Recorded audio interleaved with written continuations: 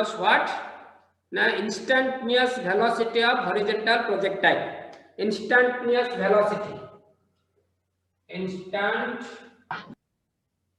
Instantaneous velocity of horizontal projectile. Instantaneous velocity of horizontal projectile. उसको पढ़ाएंगे, ठीक है। तो instantaneous velocity क्या है? The velocity at an instant of time, the velocity resultant velocity at any instant of time during its motion along the trajectory और parabolic path में, जब वो parabolic path में जाएगा projectile at any instant of time में, उसका resultant velocity क्या होगा? That is called the instantaneous velocity, ठीक है। तो इससे था, ये था सर्टेन हाइट में, ये ग्राउंड लेवल का था, तो ये पॉइंट में ये प्रोजेक्टाइल था, वो पॉइंट में इसको ऐसे यू वेलोसिटी में प्रोजेक्ट कर रहे थे। तो ये हाइट था, यहाँ से हाइट h है, ये p है,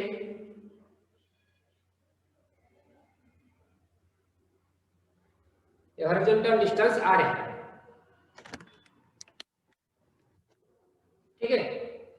तो यहाँ select after any instant of time is the point where the projectile is reach after any instant of time। यहाँ पर उसका दो कंपोनेंट ऑफ वेलोसिटी है, one is horizontal component of velocity, another is vertical component of velocity। This is called vx और this is vy।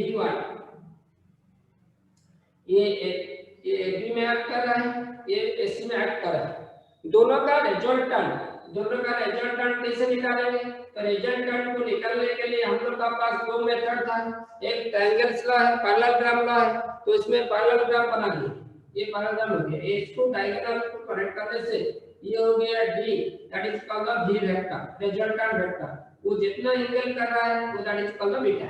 उसको direction निकालने के लिए बीटा क्या देगा? डायरेक्शन। किसका डायरेक्शन देगा? किसका डायरेक्शन देगा? रिजल्टेंट वेलोसिटी का। Which is resultant velocity? v vector, वो डायगोनल में रिप्रेजेंट हो रहा है AD, ओके। और AB में जा रहा है vx vector.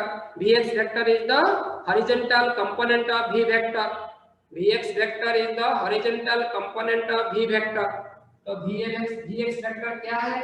Let vx vector equal to horizontal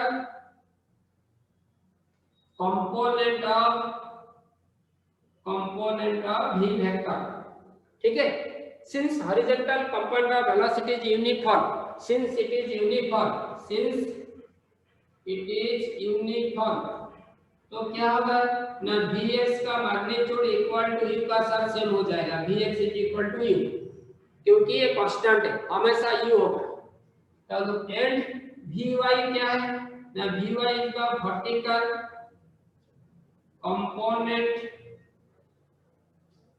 component of v vector, vertical component of v vector।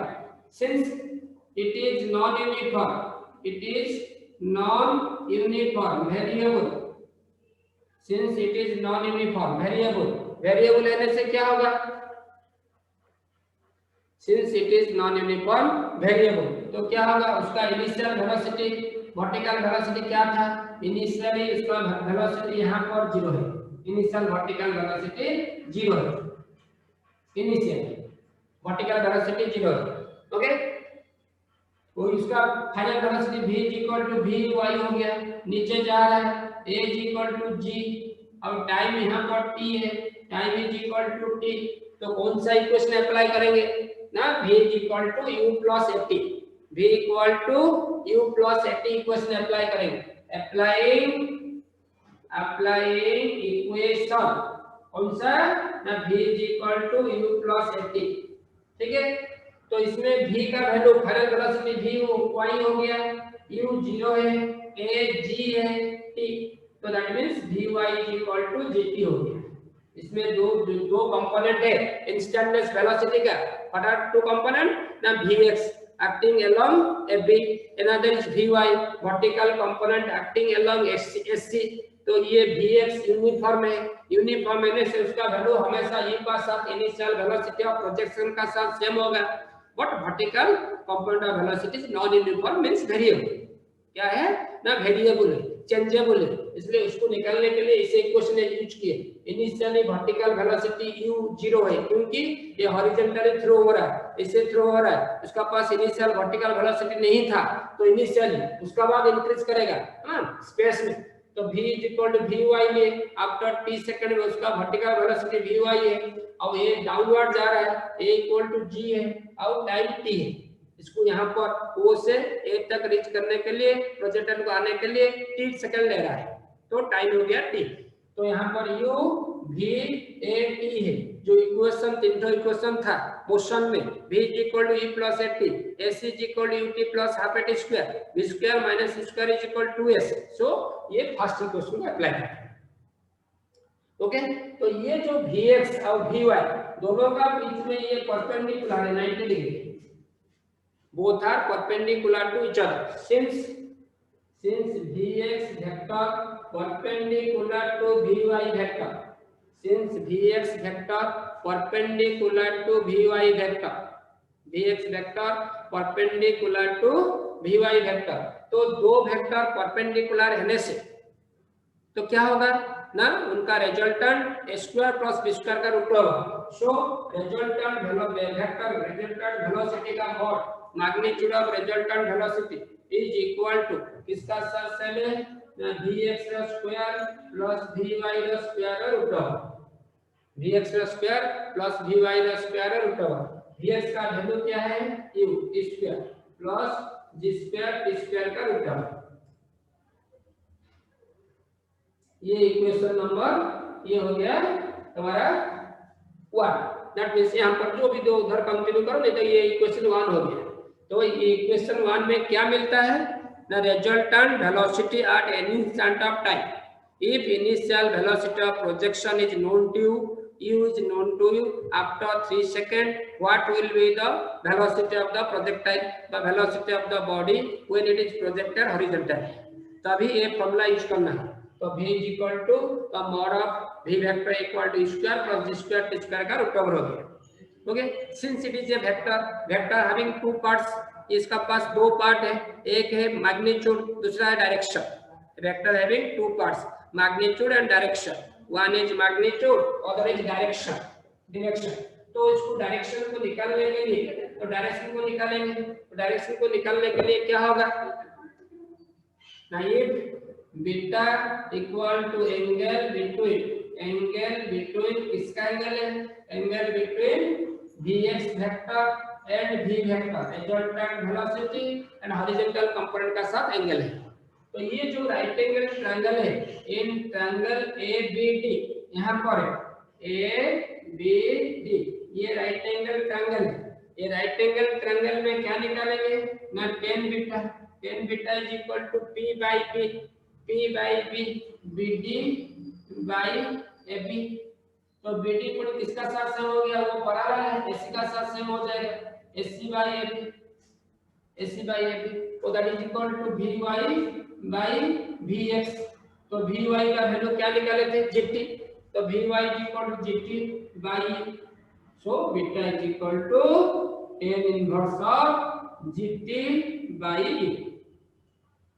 Beta equal to tan inverse of GT by U. ये इक्वेशन 2 हो गया. This is equation 2. तो ये क्या है ना, इंस्टेंटेनियस वेलोसिटी निकालने के लिए ये फार्मूला यूज करेंगे.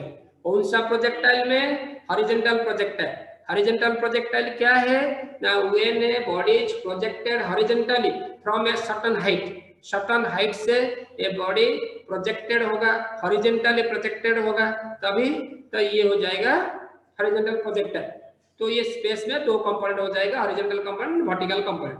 तो आफ्टर t सेकंड में, after any instant of time में, तो उसका वेलोसिटी का फॉर्मूला क्या है, उसका मैग्नीट्यूड क्या है, डायरेक्शन क्या है. This is the all about your horizontal projectile. एक प्रोजेक्टाइल इससे लॉन्ग क्वेश्चन आता है derive the expression for equation of trajectory, time of flight and horizontal range of a projectile projected horizontally from a height h with a velocity u vector. इसमें 3 ठो bit करना है। First equation of trajectory figure बना देगा, equation of trajectory लिखेगा तो जैसे y gx²/2², उसके बाद टाइम ऑफ डिसेंट और टाइम ऑफ फ्लाइट और हॉरिजॉन्टल रेंज तक लिखेगा। उसको नहीं, वो 3 मार्क का क्वेश्चन आता है।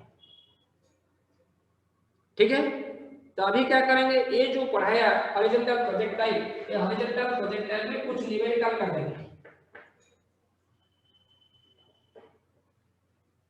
इसमें जो फॉर्मूला 4 ठो फॉर्मूला बताया, ये फॉर्मूला से न्यूमेरिकल करेंगे। ठीक है, राइट, कॉपी निकालो, न्यूमेरिकल्स लिखो।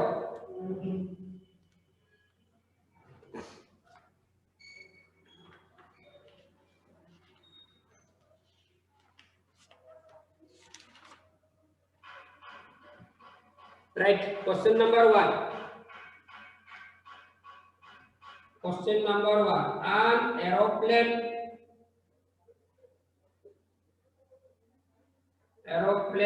is flying horizontally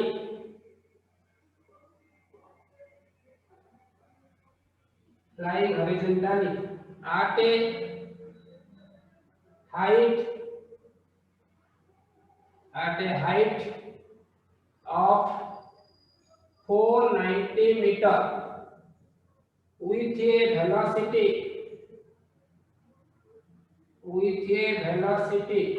of 360 kilometer per hour. A bag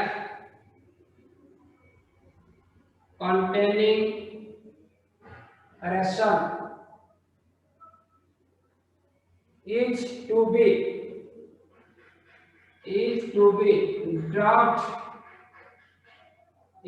be dropped to the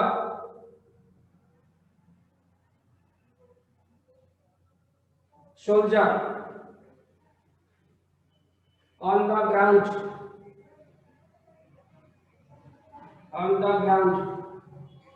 How far from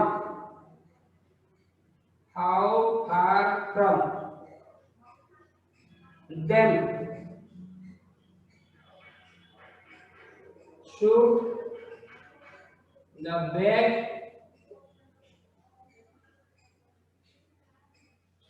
bag be released so that it falls directly over them.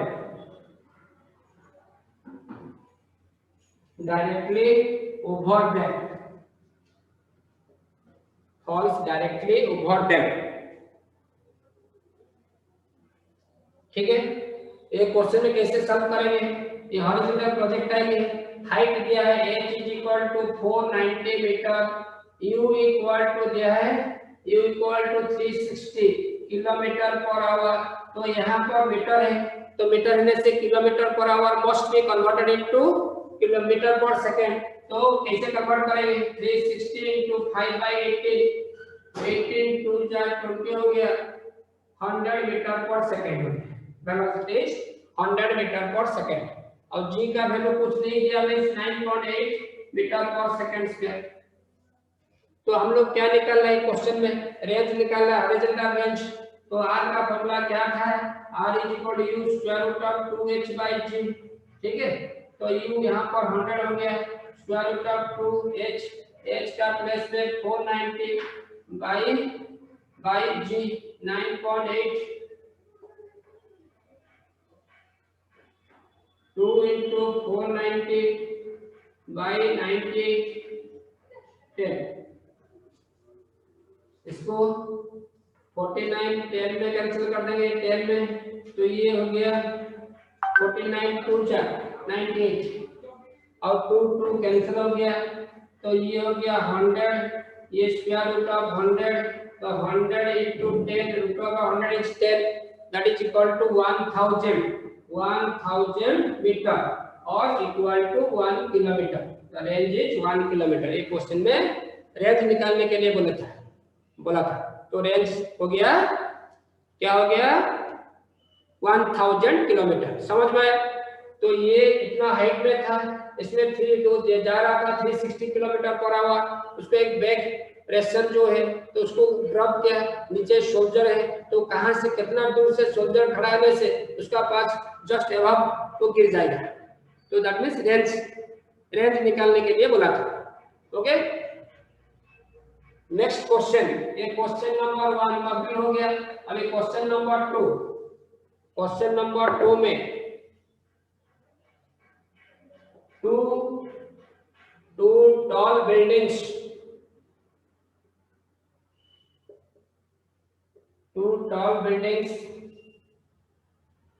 face each other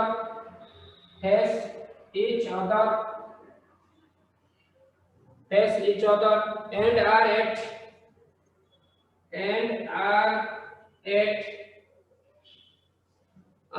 a distance of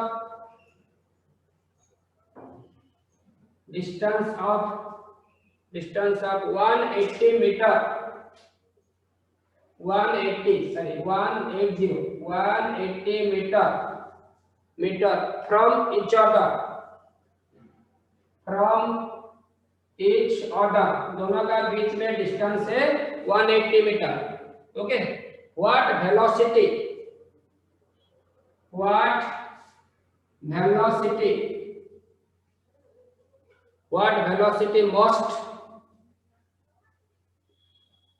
must be a ball thrown horizontally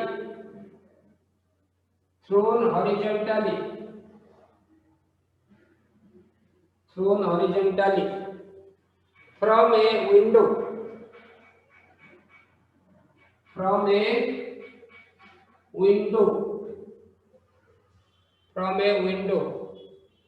55 meter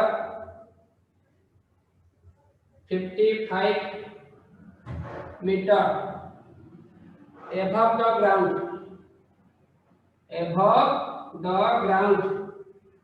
55 meter above the ground in one building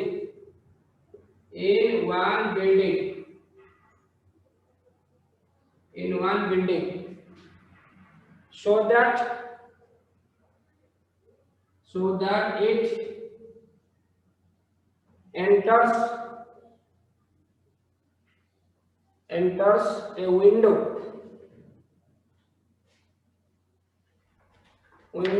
10.9 meter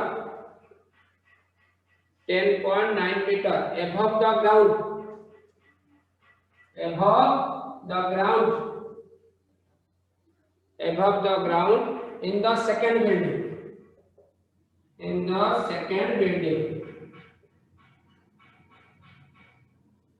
okay, ऐसे है, दो top building है, दोनों का बीच में distance है 180 metre.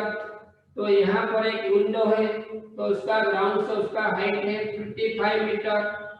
तो ये सेकंड में 10.9 हाइट में अनदर विंडो है।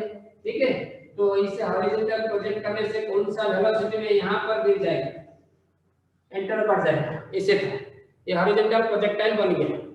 तो इसमें क्या करना है, हम लोग को क्या दिया है ना, r is equal to range दिया है, r is equal to 180 metre. तो उसका बाद h निकाल देंगे, h is equal to 55 minus 10.9 ये 44.1 मीटर हो गया, 44.1 मीटर हो गया। तो उसका बाद क्या दिया है, तो हमको निकालना है u का value, g is equal to 9.8 metre पर सेकंड स्क्वायर, g का वैल्यू 9.8 मीटर पर सेकंड स्क्वायर। तो कौन सा फॉर्मूला डालेंगे, अभी जो फर्स्ट फॉर्मूला बताया था रेंज का formula r is equal to u square root of 2h by g। ठीक है, तो r का वैल्यू हम लोग का पास है, तो इसमें क्या कर देंगे, u निकालेंगे। तो u is equal to r by 2h by g का रूट। ओके, तो ये u equal to r is equal to क्या है 180, नीचे हो गया 2 into h, h का वैल्यू 44.1 बाय g 9.8 का रूट ऑफ।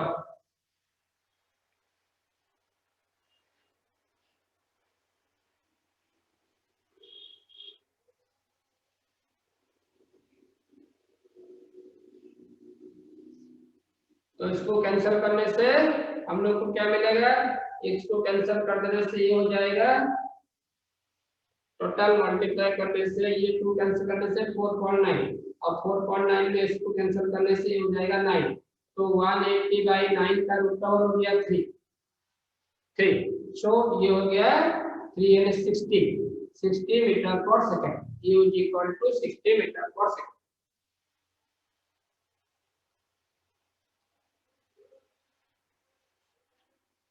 ये क्वेश्चन ऐसे था, we have to solve this question, ये फॉर्मूला में सॉल्व हो सकता है, ठीक है।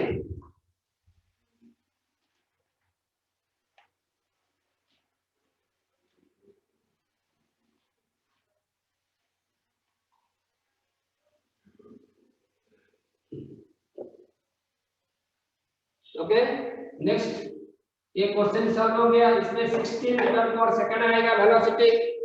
उसका बाद है क्वेश्चन नंबर 3, 3 नंबर में क्या है, a body is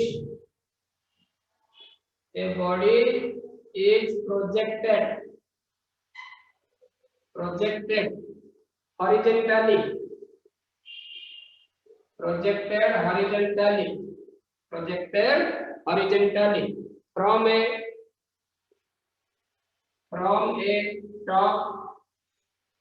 top of cliff with a velocity of 9.8 meter per second, with a velocity of 9.8 meter per second. What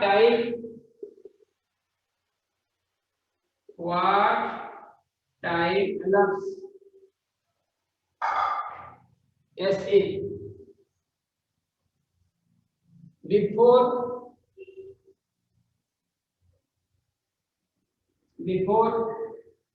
the horizontal and vertical velocity become equal? Horizontal and vertical velocity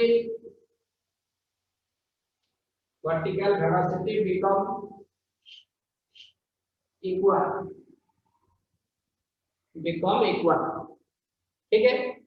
तो कौन सा time में horizontal velocity और vertical velocity same हो जाएगी। तो अभी जो बताया था हॉरिजॉन्टल वेलोसिटी क्या था, ना ux is equal to u और vertical velocity uy is equal to gt, ये दोनों सेम हो जाएगा। दिस मींस ये आंसर सॉल्यूशन आंसर में क्या होगा, ना ux इक्वल टू uy और this implies that u equal to gt, और टाइम निकालना है t is equal to u by g। तो u का वैल्यू क्या है, u का वैल्यू 9.8, g का वैल्यू भी 9.8, एंड कैंसिल हो गया 1 second, t is equal to 1 second.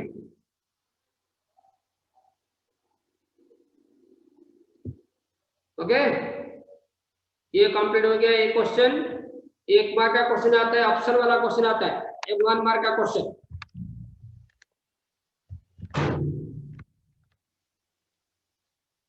Next इसके बाद क्वेश्चन नंबर 4, क्वेश्चन नंबर 4 में a ball is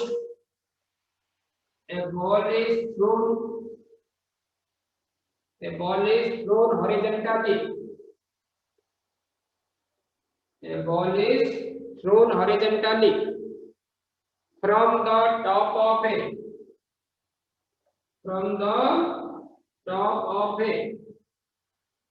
thrown horizontally from the top of a tower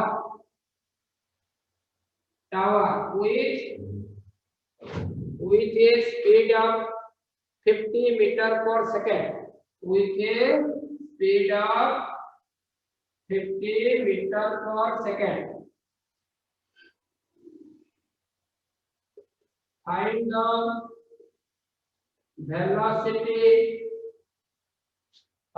velocity and position of the find the velocity and position. देखो अभी concentrate velocity and position at the end of 3 seconds. एक body projected हो रहा है, उसको projectile को project हो रहा है, तो इसे वेलोसिटी ये सब हो गया। उसका बाद देखो एक क्वेश्चन अच्छा से देखो, ये क्वेश्चन जो है, a ball is the body but thrown horizontally from the top of a tower with a speed दिया है, initial velocity of projection is given, answer में क्या है, is given, what is the value, 50 metre पर second. Find the position and find the velocity and position at the end of 3 seconds. Okay, तो t का value दिया है 3 second का बाद 3 सेकंड, और g का वैल्यू हम लोग को 10 नहीं दिया, 9.8 लेंगे मीटर पर सेकंड स्क्वायर। ठीक है, तो वैल्यू जो फॉर्मूला था v square plus g square का रूट ओवर, तो ये हो गया 50 का स्क्वायर प्लस 9.8 into 3 का रूट ओवर। ओके, इसको सॉल्व करने से ये हो जाएगा 364.36 का रूट ओवर, और that is equal to 58.3 metre पर सेकंड। रूट ओवर निकल का बाद तो हो जाएगा 58.3 मीटर पर सेकंड, उसका वेलोसिटी हो जाएगा। ठीक है, तो क्या दिया है, पोजीशन, दैट मींस उसका ऐसे x का डिस्टेंस क्या होगा और y डिस्टेंस वर्टिकल डिस्टेंस क्या होगा, x इक्वल टू क्वेश्चन में लिमिट टू 3 था, तो 50 into 3 is equal to 150 metre horizontal distance, horizontal, और y इक्वल टू क्या था, y equal to half gt square, तो हाफ gt स्क्वायर, तो हाफ g का वैल्यू 9.8 into स्क्वायर 9, ये हो गया 4.9, मल्टीप्लाई करने से 4.9 गया 44.1 मीटर। दैट मींस वो उसका पोजीशन होगा, हॉरिजॉन्टल डिस्टेंस होगा 150 मीटर, अब वर्टिकल डिस्टेंस टॉप से वर्टिकल डिस्टेंस हो जाएगा 44.1 मीटर, 44.1 मीटर वर्टिकल डिस्टेंस हो जाएगा। ठीक है, तो ये था एक क्वेश्चन का सॉल्यूशन, ऐसे करेंगे। तो आफ्टर पहले हॉरिजॉन्टली प्रोजेक्टेड हो रहा था, आफ्टर 3 सेकंड का बाद उसका velocity, instantaneous velocity, resultant velocity क्या होगा, उसका बाद उसका पोजीशन क्या होगा, what will the position of the body after 3 second, 3 second का बाद उसका पोजीशन क्या हो सकता है। ठीक है, तो उसका बाद ये क्वेश्चन नंबर 4 था। क्वेश्चन नंबर 5 में, क्वेश्चन नंबर 5 यहाँ पर a body is thrown horizontally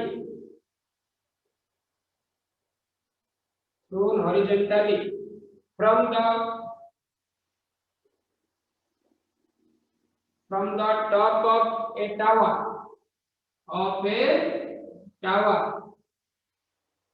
and strikes the ground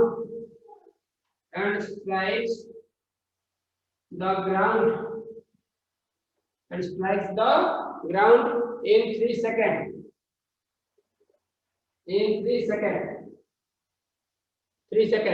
At an angle of 45 degree. At an angle of 45 degree with the horizontal. ठीक है, with the horizontal. Find the height of the tower and the speed with which it was projected. Find the height of the tower and the speed with which it was projected. है ना, कौन सा speed में project हो रहा था और उसका हाइट ग्राउंड से, उसका हाइट क्या है उसको निकालने के लिए बोला। ओके, क्वेश्चन में क्या दिया है, टाइम दिया है, टाइम दिया है 3 सेकंड, जो हम लोग हम पढ़ा बताया था अभी, tan बीटा इक्वल टू क्या था ना, जीटी बाई यू। तो बीटा का वैल्यू दे दिया 45 डिग्री और टी का value 3 second, g is equal to 9.8 metre पर सेकंड स्क्वायर। तो यहाँ पर पुट करने से tan 45 degree equal to g 9.8 into 3 by u, तो बीटा इक्वल टू 1।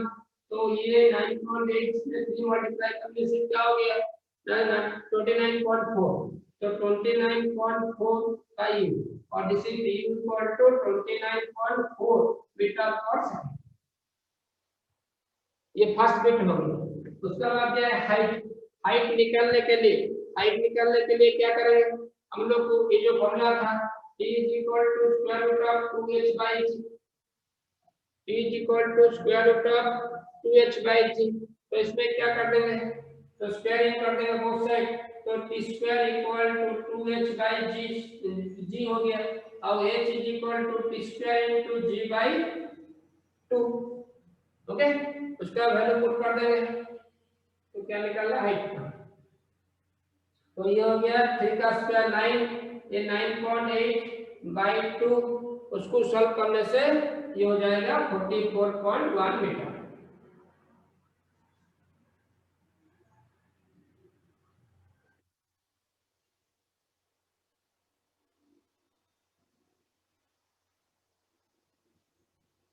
ओके,